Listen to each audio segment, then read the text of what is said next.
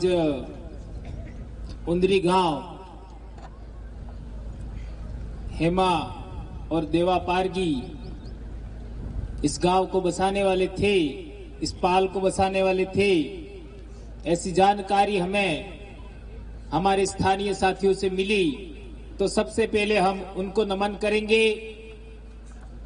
इसके बाद हमारा आदिवासियों का देवता या देवी जो भी माने, हमारे महापुरुष हमारे बाप दादे कहा करते थे कि डोंगरा है अपना आई बाप है। तो अपना आई बाप यानी हमारे देवता और देवी, ये पहाड़ है वही है। और ये पहाड़िया अरावली पर्वतमाला है। जैसा राजेश भाई ने बताया वो कितने साल पुराने हैं, तो हम अरावली पर्वतमाला की संतान हैं, तो हम अरावली पर्वतमाला को भी नमन करेंगे। इसके अलावा हम लोगों ने सुना, जाना और यहाँ बहुत सारे भाइयों ने बताया कि उदा कराड़ी थे, उनको हम लोग याद करें, नमन करें। और मैं आप सभी उदयपुर जिले के भाइयों को कहना चाहता हूं, उदयपुर जिले के ही नहीं, दक्षिणी राजस्थान के सभी आदिवासियों को कहना चाहता हूं, और दक्षिणी राजस्थान नहीं पूरे देश के आदिवासियों को कहना चाहता हूं कि आप लोग उदयपुर को जिलों की नगरी के नाम से जानते हो। क्या उदयपुर जिलों की नगरी है या भीलों की नगरी है? ये बात हमें जाननी होगी। यदि उदयपुर भीलों की नगरी है तो आज की तारीख में, जैसा हमारे मांगीलाल भाई ने बताया था, हम लोगों ने सबसे पहले दरियावाद में बात खड़ी की थी कि हमारा सरनेम इन हरामखोरों ने भील से मीणा कर दिया है। हमारे गोत्र हैं वह नील नहीं लिख करके हमको डायरेक्ट मीणा कह रहे हैं। तो कई लोगों को बुरा लगा था। ये 2017 की बात कह रहा हूं मैं। इसके बाद लगातार हम बोलते रहे। ये बात आसपुर में बोलते थे, कठिन लगता था। सलूम्बर में बोलते थे, कठिन लगता था। प्रतापगढ़ में बोलते थे, कठिन लगता था। लेकिन धीरे धीरे हमारे इलाके के कार्यकर्ताओं को समझ में आया। अभी मांगीलाल भाई ने अपने गांव में सारे गांव का रेवेन्यू रिकॉर्ड निकाला, सारे गांव का जमीन का दस्तावेज निकाला। तो पूरे गांव के लोग 1971 के आसपास भील थे। 1971 से पहले भील थे। और 1971 की जनगणना में सभी के सभी लोगों को मीणा बना दिया। मेरा दादा, मैं भंवरलाल परमार, मेरा दादा कोदरा जी जिस जमीन पर 1956 में भील थे, उनको 1971 में मीणा कर दिया मेरे दादा को। वही जमीन, वही दादा। और जब मेरा जाति प्रमाण पत्र बना, भील के नाम से बना, और मेरी बहन का जाति प्रमाण पत्र बना, मीणा के नाम पर बनाया। यह हरामखोरी, यह हमारे समाज को बर्बाद करने की इनकी साजिश है, उसको हमें समझना होगा। क्या आप लोग ये बात समझने के लिए तैयार हो या नहीं हो? उदयपुर के लोग क्या इस बात को समझने के लिए तैयार हो या नहीं हो? आप सभी लोगों के, इन लोगों ने रेवेन्यू रिकॉर्ड, जाति प्रमाण पत्र सभी में आपको मीणा किया हुआ है। तो क्या आपको समझना होगा कि आप वास्तव में मीणा है या भील है? यह बात आपको सोचने की जरूरत है। हम लोगों ने डूंगरपुर जगा दिया है, बांसवाड़ा जाग गया है, और प्रतापगढ़ के तो वारे न्यारे हो गए। ऐसे रणबांकुरे प्रतापगढ़ में पैदा हुए। अब नंबर है उदयपुर का, और लगातार 3 कार्यक्रम हम उदयपुर में दे रहे हैं। 1 तारीख को सलूम्बर में कार्यक्रम है, और 5 जून को सरसिया पाल में कार्यक्रम है। इन कार्यक्रमों को आप संभाल लीजिए। और विश्व आदिवासी दिवस पूरे उदयपुर संभाग का हम लोग उदयपुर में मनाएंगे। अच्छों की जड़ें हिल जाएंगी।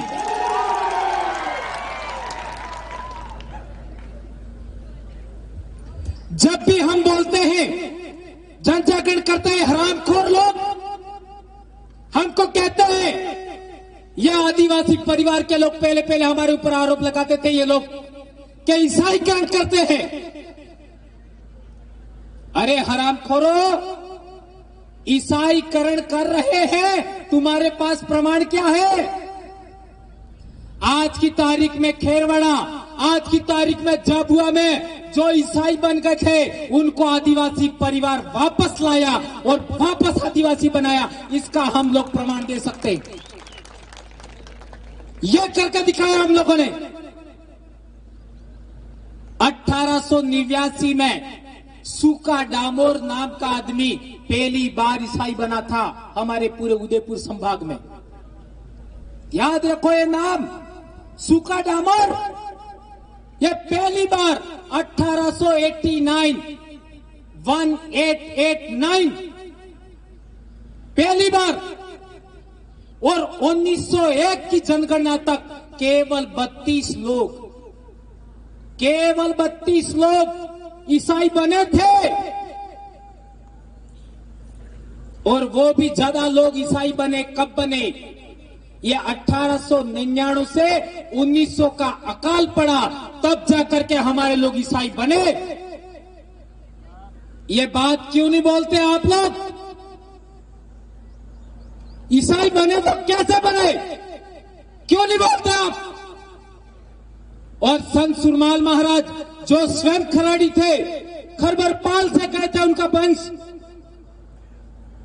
संत सुरमाल महाराज, उनकी भक्ति के जो भगत लोग थे, उन्हीं भक्तों में से ज्यादातर लोग ईसाई बने।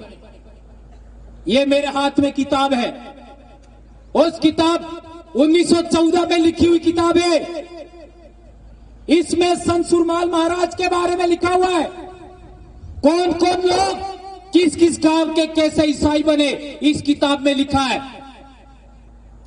और ये किताब हमारे पड़ोसी जिला डूंगरपुर का पास वाला महिसागर जिला जो गुजरात में लगता है, वहां का डामोर परिवार, डामोर समुदाय आज की तारीख में आदिवासी की लिस्ट से बाहर कर दिया और उसको ओबीसी में डाला है। और आज की तारीख में उनको ओबीसी का प्रमाण पत्र नहीं मिल रहा है। हम डामोर लोग, मैं भी डामोर हूं, परमार डामोर। डामोर लोगों को आज की तारीख में रतलाम में देखो, झाबुआ में देखो, ये आदिवासी है या नहीं है, ऐसा ये लोग जांच कर रहे हैं, सर्वे कर रहे हैं। गुजरात में पहले डामोरों को आदिवासी से बाहर कर दिया, तो वहां के एक डॉक्टर हैं, वो बड़ोदरा हॉस्पिटल है, उसमें सर्विस करते हैं। उन्होंने आदिवासियों के बारे में, भीलों के बारे में बहुत सारी किताबें कलेक्शन किया, ऑनलाइन चेक किया, तो उनको 1896 का भीली का डिक्शनरी मिला। वो भी संत सुरमाल महाराज का लुसाड़िया में बैठ करके एक अंग्रेज ने लिखा था। उस अंग्रेज ने जो लिखा, उसमें इन्होंने लिखा था लुसाड़िया में बैठ करके, क्या लिखा था? जोहार। ये भीली शब्द है और इसका में लिखा ये फॉर्म ऑफ द सैल्यूटेशन। जोहार का अर्थ लिखा ये फॉर्म ऑफ द सैल्यूटेशन, यानी अभिवादन का एक भीलों का तरीका है। और इन हरामखोरों ने, हमने जब पहले जोहार बोला तो न जाने हमको क्या क्या बोला, धर्म विरोधी कहा, समाज कंटक बोला, क्या नहीं बोला, बहुत कुछ बोला। यह हमारे संत सुरमाल महाराज भीलों का पहला कुलदेव हुआ, कुलगुरु हुआ। उनका आज तक एक नाम का चौराया नहीं है, एक नाम की स्कूल नहीं है। ये बात हमने डूंगरपुर में सबसे पहले शुरुआत किया। आज डूंगरपुर में ही उनके नाम के चौराहे बने हैं। या आप लोगों को इसी उदयपुर के इलाके से उनका परिवार वहां गया था, तो आप लोगों को उनके बारे में इतिहास जानना होगा, उनकी भगत परंपरा को जानना होगा और उनके बारे में पढ़ करके हम लोगों को बात आगे बढ़ानी होगी।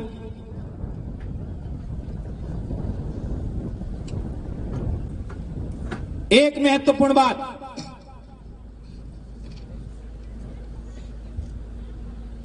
हमारा पूर्वज राजा था या नहीं था? हमारे पूर्वज राजा थे या नहीं थे? उदयपुर में कौन था? कौन राजा था हमारा पूर्वज? उदा खराड़ी। सलूंबर में कौन था? सोनारा भील। डूंगरपुर में कौन था? डूंगर बरंडा भील। बांसिया में, बांसवाड़ा में कौन था? बांसिया भील। कुशलगढ़ में कौन था? कुशला भील। प्रतापगढ़ में कौन था? है? परतिया भील? नहीं, भाबरिया भील। ये सभी हमारे पूर्वज राजा थे। तो आप किसकी औलाद हो? आप राजाओं की औलाद है या नहीं है? आप सभी, मेरी बहनें, मेरे भाई, नौजवान, सभी राजाओं की औलाद है। तो क्या आपको वापस राजा बनना है या नहीं बनना है? किस किस को बनना है? हाथ ऊंचा करिए। सबको राजा बनना है। तो आज से प्रण करो, यह अरावली पर्वतमाला, इसको साक्षी मान करके प्रण करिए कि हम लोग हमारे पूर्वजों के अलावा किसी के आगे सर नहीं झुकाएंगे।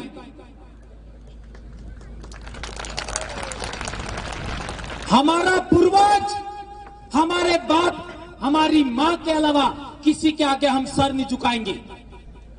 किसी के भी आगे, चाहे वो कोई भी हो। ईसाईकरण की बात चल रही थी।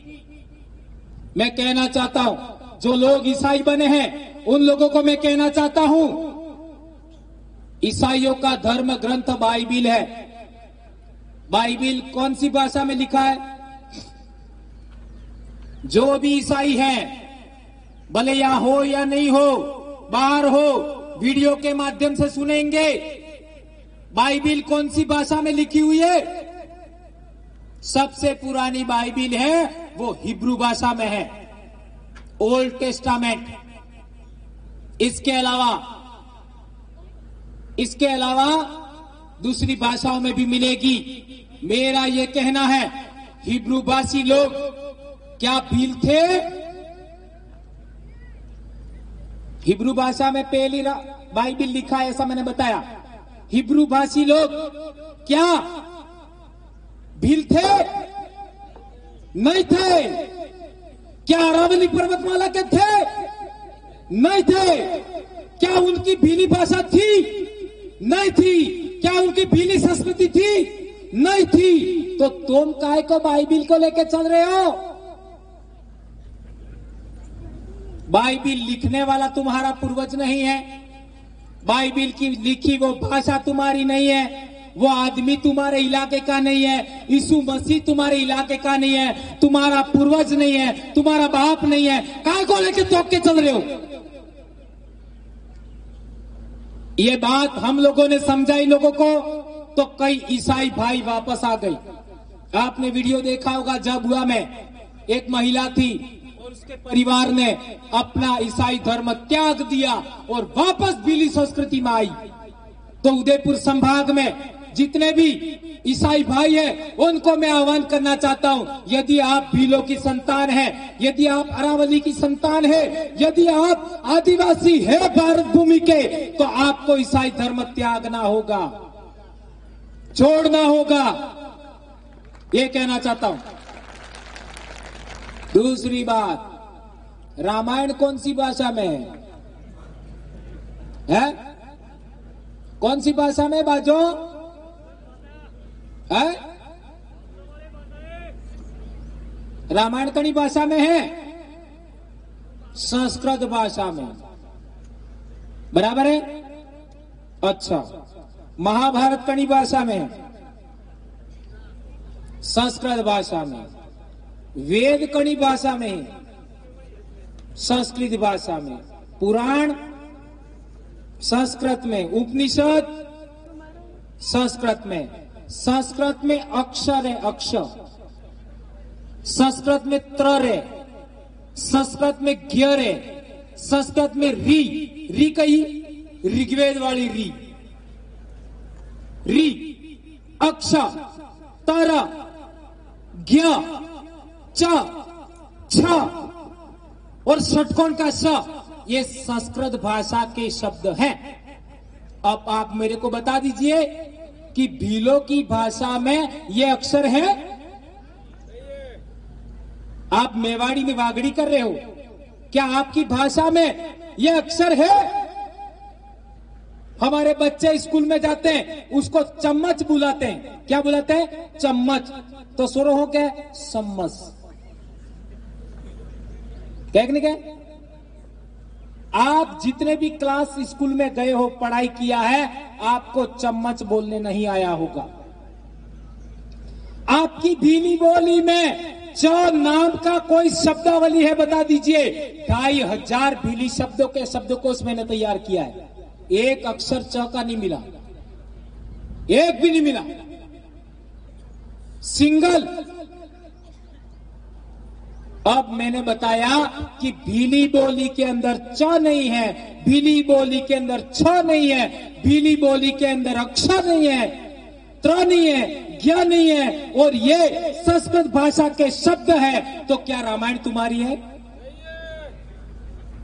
क्या महाभारत तुम्हारा है? क्या वेद तुम्हारे हैं?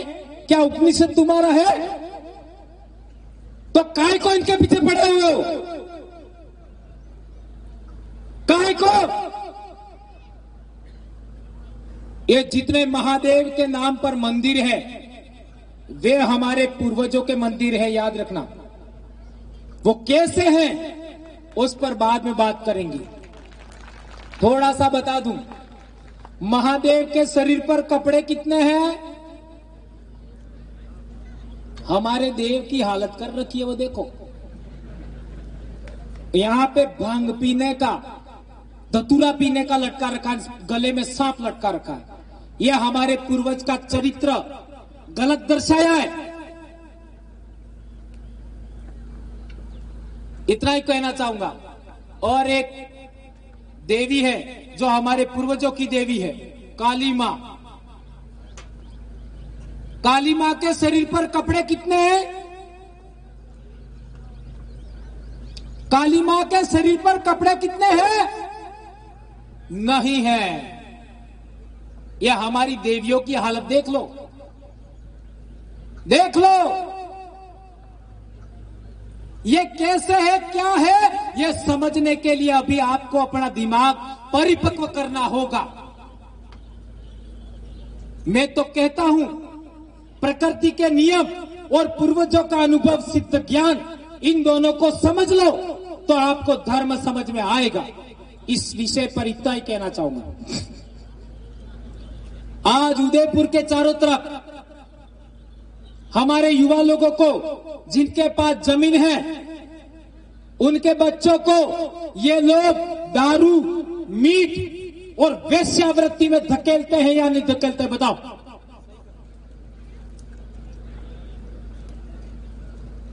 मेरे को एपीओ करके उदयपुर भेजा था।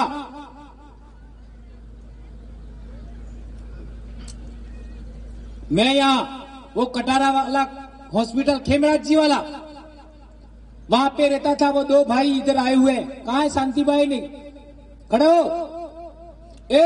आरजे हुआ दो। ये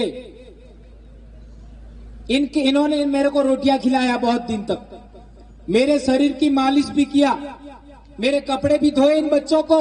तो आप उदयपुर के महान दोनों गणवीरों के लिए मेरी तरफ से तालियां बजाइए। इन बच्चों को पूछिए, हम उदयपुर आए थे तो हमने देखा कि कोटड़ा फलासिया से गाड़ियां भर भर के उदयपुर में 7 बजे लोग आ जाते हैं। गाड़ियां भर भर के इस हाईवे पर भी हमने देखा, बड़े पैमाने पर हमारे युवा लोग आते हैं और चाय समोसा खा खा करके सारा दिन मजदूरी करते हैं। ये हमारे मूल मालिक आदिवासियों की दशा कर दी है इन हरामखोरों ने। और ये बात समझने के बाद हमने उदयपुर में रह करके आदिवासी परिवार विजन बुक लिखना शुरू किया और लिखा। और ये शांतिबाई ने पहला काम लिखने का काम शुरू किया था। इसके अलावा एक कुंडाल गांव हम लोग डॉक्टर साहब डॉक्टर राम मीणा भाई उनके साथ हम लोग कुंडाल गांव में देखने के लिए आए थे। जमीन उनको प्लॉट लेना था, इसी इलाके में आए थे तो हमको सूचना मिली। क्या सूचना मिली कि हमारे लोगों को जमीनें खरीदने के लिए ये लोग क्या क्या तरीके अपनाते हैं। तो युवा बच्चे बच्चियों को ये लोग तो नशे का आदी करते हैं और नशे के लिए पैसा चाहिए। इसके बाद में होटलों में ले जा करके वेश्यावृत्ति करवाते हैं। ये ऐसा हमको जानकारी मिला। क्या ये मैं सही कह रहा हूं गलत कह रहा हूं? गलत कह रहा हूं तो गलत बोलिए, सही कह रहा हूं तो सही बोलिए। इतना गंभीर बात, उसमें धकेल धकेल करके हमारी सारी जमीनें और सारे पहाड़ इन लोगों ने खरीद लिए हैं। मैं भी गोविंद गुरु महाराज के कोटवाल के बेटे का बेटा हूं। हम लोगों को संत सुरमाल महाराज संत गोविंद गुरु महाराज की भक्ति की ओर लौटना होगा। हमें दारू छोड़ना होगा। और मैं ऐसा भी नहीं कह रहा कि तुमको दारू पीना ही नहीं। केनेक वैसार थईस गयो है ने मैं ना कहूं तो फेर नहीं बने। એટલે પીવો તો પીઓ પણ मौड़ा वाला सवाई बीजो ने पीवो है और दाड़े ने पीवो है। आज इस उंदरी गांव में, ये उंदरी वो गांव है जो महाराणाओं को भी राज तिलक में इनका योगदान था। यहां जो जो लोग आए हैं आज हाथ ऊंचा करके शपथ लीजिए कि आज के बाद हम अंग्रेजी दारू नहीं पिएंगे। हाथ ऊंचा करिए। मैं कभी पीता नहीं लेकिन मैं भी हाथ ऊंचा किया। शपथ लीजिए। महिलाएं तमे हाथ ऊंचो करो, तुम्हारा आदमी पीवा नहीं दियोगा। आज के बाद हम लोग कभी भी अंग्रेजी शराब नहीं पिएंगे। पियंगा तो मऊड़ा वालों पियंगा, पर ये भी रात्रि। ये शपथ लीजिए मेरे भाइयों। मैं 5-10 साल जिंदा रहा या नहीं रहा, ये बात याद रखिए। मैं बीमार हूं। आप लोगों को मैं जो कहता हूं उसका आप लोग ग्रहण करिए, क्योंकि आने वाली पीढ़ी हमारी बर्बाद कर दी जाएगी। आज हमारे साथ जो लोग हैं, कार्यकर्ता है, कई लोगों ने दारू छोड़ दिया, तंबाकू छोड़ दिया, गुटखा छोड़ दिया। तो आप लोगों को भी आदिवासी परिवार के इस महान मिशन को आगे बढ़ाना है, यह मैं कहना चाहता हूं। एक और बात, हम लोग, हमारे पूर्वज लोग पहले विवाह कब करते थे? पहले अपने बाप दादा विवाह कार्य करता जारे खाकरने पाना आवी। खाकरने पाना आवजा वणा આપણે બાપ દાદા વિવાહ ને કરતા।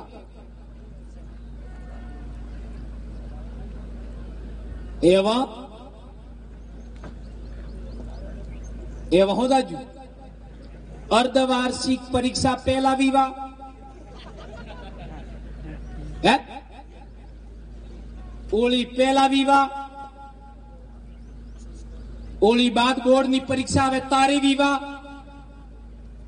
विवाह के नाम पर हमारे समाज की पढ़ाई बर्बाद कर दी है।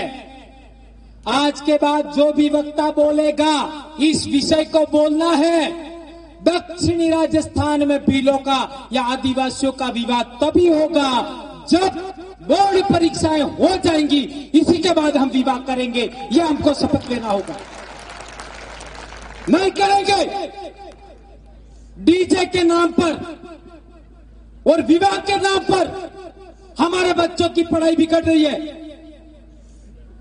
यह पढ़ाई को हमें जारी रखना है। हमारे बच्चे डॉक्टर बनना चाहिए, इंजीनियर बनना चाहिए। मेरी बेटी को मैंने कभी नहीं पढ़ाया, एक दिन भी नहीं पढ़ाया। और मेरी बेटी आज डॉक्टर की पढ़ाई कर रही है। वो भंवरलाल परमार का खून है, आपका खून भी कोई कमजोर नहीं है, आप उसको अच्छे तरीके से पढ़ाइए। इसलिए मेरे भाइयों, दो बातें उदयपुर में महत्वपूर्ण कह के जा रहा हूं मैं कि आपको अंग्रेजी शराब का आज के बाद त्याग करना है और विवाह बोर्ड परीक्षा से पहले कभी नहीं करना है, बोर्ड परीक्षा के बाद ही विवाह करना है। और यदि हमें जरूरत पड़ी एक एक दिन में 100 भी विवाह हम करवा देंगे, कोई बात नहीं, लेकिन हम लोग बोर्ड परीक्षा से पहले कभी विवाह नहीं करेंगे।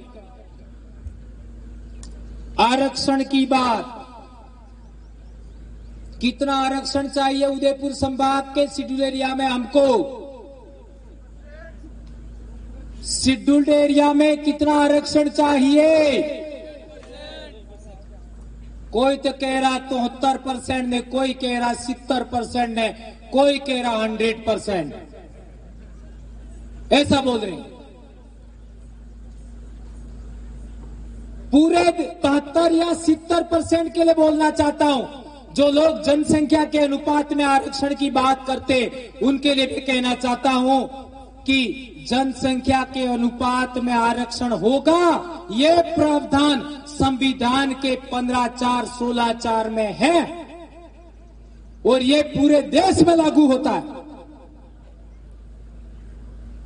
संविधान के अनुच्छेद 15(4) और 16(4) के तहत आरक्षण लोक संख्या के अनुपात में होगा, यह संविधान बोलता है और पूरे देश में लागू है। पूरे देश का मतलब सिविल एरिया में भी लागू है। आपका इलाका सिविल एरिया है कि शेड्यूल्ड एरिया? Scheduled area. आपका इलाका शेड्यूल्ड एरिया है तो कौन से अनुच्छेद के तहत है?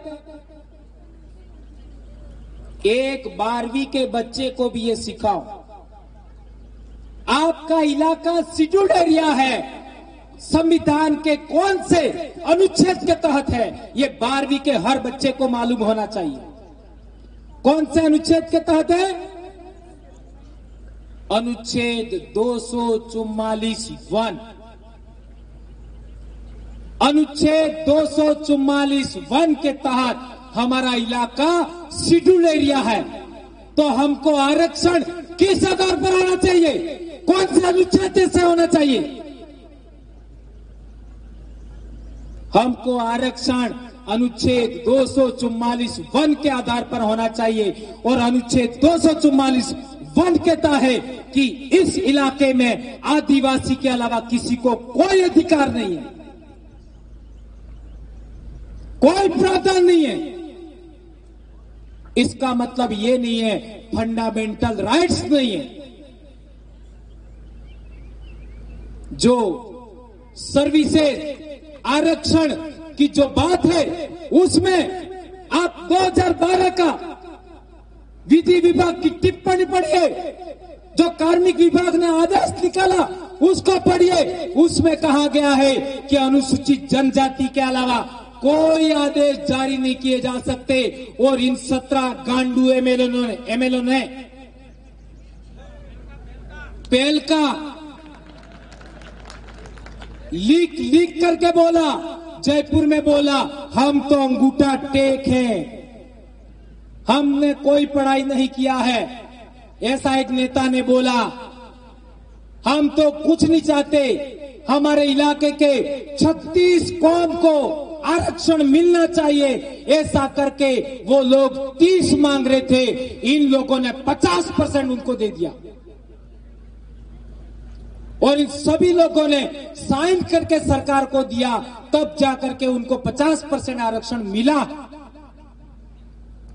तो आपको पुनः जागने की जरूरत है। ऐसे जो नेता है उनको सबक सिखाने की जरूरत है और आदिवासियों के हक अधिकार के लिए जयपुर जाके बोले, दिल्ली जाके बोले, ऐसे नेताओं को, ऐसे समाज सेवियों को आगे भेजना होगा। ये बात मैं आप लोगों को कहना चाहता हूं, विशेषकर आरक्षण के संदर्भ में। 1881 में जनगणना हो रही थी, कौन से सन में? 1881 में। तो हमारे लोगों ने जनगणना का विरोध किया, हमारे पूर्वजों ने। पाल बिलक के अंदर विटोलियो सोरा एम कहीं भाई पाल बिलेक वाला जानो, वहां पर एक तुला लगाई थी, तोलवा बल्ले बैर ने तोलता एम। कोई राजा था कि कौन था ये आइडिया नहीं है बराबर, ये आप लोग बता सकते हैं। एक तरफ आदमी बैठा था और एक तरफ औरतों को तोलते थी। जो औरत बराबर हो जाएगी उसको वो आदमी ले जाएगा, ऐसा। ये लोगों को डराने के लिए, लोगों को परेशान करने के लिए, ताकि जनगणना करने दे। और आपको ज्ञात होना चाहिए 1881 में ही आदिवासियों ने बहुत बड़ा आंदोलन किया था। और उस आंदोलन के बाद में ऋषभदेव केसरिया जी भी बोलते हैं, वो धुले बारसी भी बोलते हैं, वहां समझौता हुआ था। ये आपको याद होना चाहिए। शायद 24 या 25 जो आपका बिंदु थे उनके आधार पर समझौता हुआ था उदयपुर के महाराणा के साथ में, और वो सारा समझौता आदिवासियों के फेवर में था। ये मैं जो कह रहा हूं वो घटना इससे पहले की या बाद की मुझे एग्जैक्ट पता नहीं। फिर गमेती का बेटा था, उसका नाम जीवा था, ऐसा कहा जाता है। उसने कहा, जो पलड़े में बैठा था उसको, तमार घेरवाली ने मारे तोला वो है।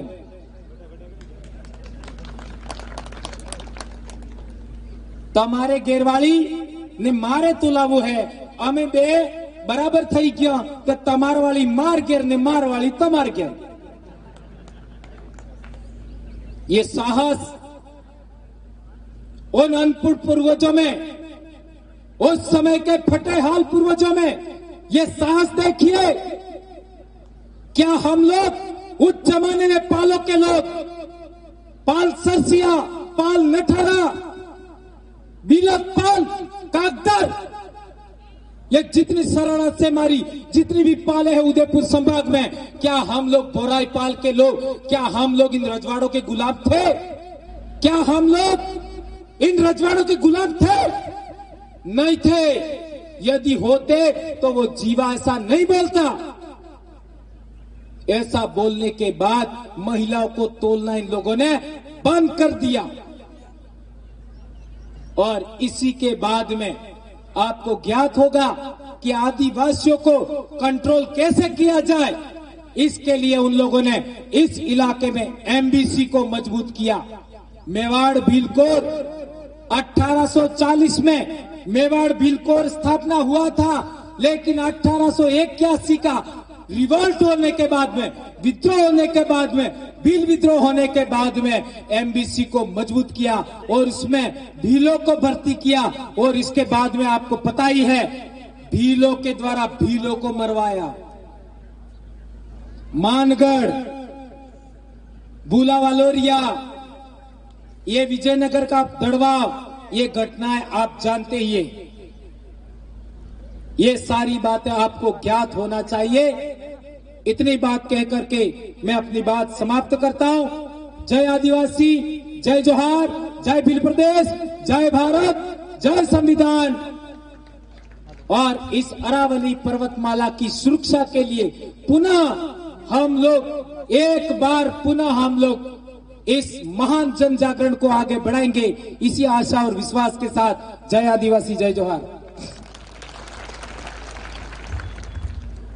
बहुत बहुत जोहार हमारे आधुनिक बिरसा भवरलाल परमार, भवर दादा, हमारे अग्रज, जिन्होंने हमें समय समय पर मार्गदर्शन देकर आज हम उस काबिल हो गए कि हम हमारे समाज को एक नई दिशा में ले जाने के लिए उनको प्रेरित कर रहे हैं। तो आज जो भी बातें बोली है उस बातों को हम अपने जीवन में उतारेंगे और हमारी जो आदिवासी की संस्कृति है उसको हम बचाएंगे। हमारे दोनों विधायक अभी बोलना बाकी है, थोड़ी देर आप शांति बनाए रखना। आगे की कड़ी में हमारे विधानसभा राजस्थान विधानसभा के लोकप्रिय विधायक, युवा दिलों की धड़कन, बब्बर शेर राजकुमार रोत आप सभी को अपने शब्दों से लाभान्वित करने वाले हैं। जय जोहर का नारा है और जय जोहर का नारा है। एक तीर एक कमान, आदिवासी आदिवासी शेर आया, आदिवासी से आया।